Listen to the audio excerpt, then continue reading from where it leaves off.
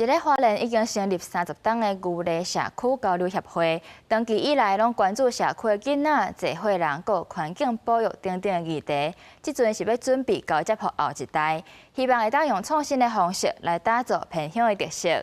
今仔日暗时7点半，台语台青春咱的梦，带大家到店来感受牛犁社区的热情甲活力。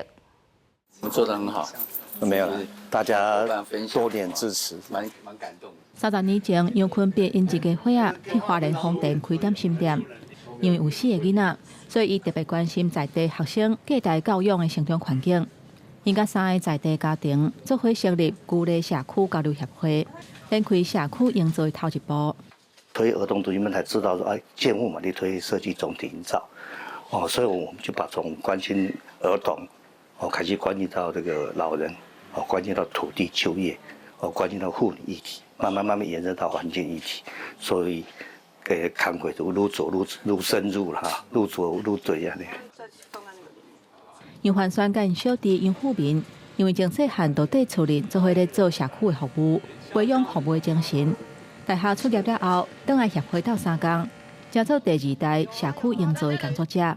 对，就很自然就回来，因为我可能从国中，然后高中到大学，就我各个寒暑假都是在协会工作，或是去其他社区。 做一些实习啊，服务就蛮自然，就觉得这好像就是我生活的一环。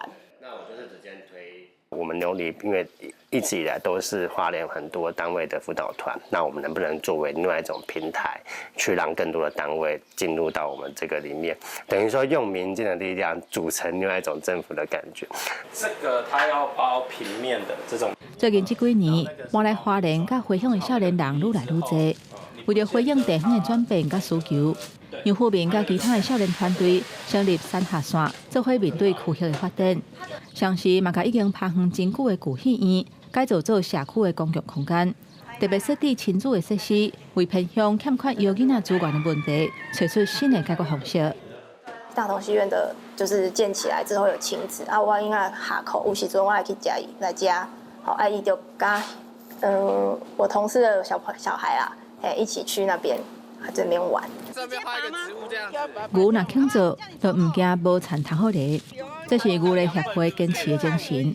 30年来，因伫资源有限的偏乡顶间，打造出强好社区的支持系统，为青年创造可能性。今嘛行到世代交接的时刻，因打拼唔放弃的力量，嘛会继续延续落去。